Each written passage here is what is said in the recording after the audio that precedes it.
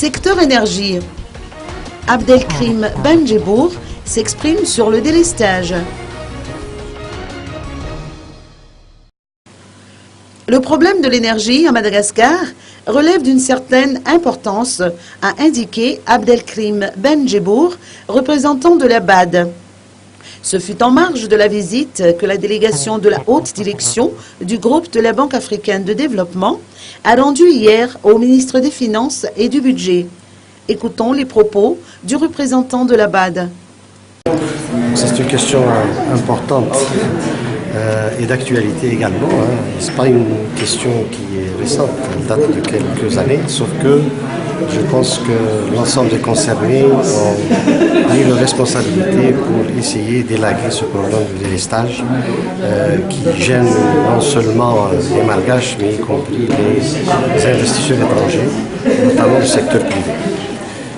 Donc, pour le secteur de l'énergie, la banque envisage de commencer dans un premier temps à faire un état des lieux pour pouvoir asseoir une vision énergétique à Madagascar et venir à partir de 2017, pas avant, concevoir et participer au financement des projets de l'énergie.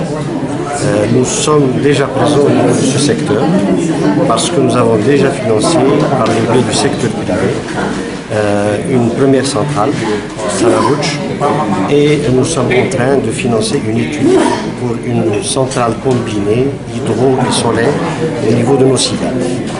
Donc pour la première centrale qui est déjà en exercice et qui fournit pour 7% de l'énergie à Madagascar, c'est une centrale qui connaît un certain nombre de difficultés depuis quelques années, notamment en matière de remboursement de TVA. Le problème semble vouloir trouver une solution auprès des autorités pour pouvoir ouvrir de nouveau la vanne à d'autres investissements privés. Ces investissements privés, encore une fois, ne peuvent avoir lieu qu'après avoir fait des études approfondies et présenter des dossiers qui soient ficelés. La FRICA 50, que nous venons présenter aujourd'hui à Madagascar, qui est un des pays fondateurs, est un outil qui viendrait s'ajouter aux autres financements, aux autres outils de financement dans la banque dispose. Vous avez tous entendu la conditionnalité d'un financement de l'Africa 50, c'est que les dossiers soient bien préparés. C'est-à-dire que l'ensemble de ces dossiers qu'on présentera à ce fonds de financement doivent être économiquement viables et bancables.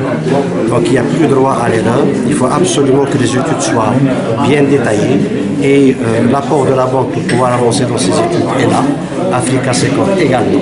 L'essentiel c'est que quand les dossiers sont ficelés et finalisés, il n'y a plus de problème pour les financements.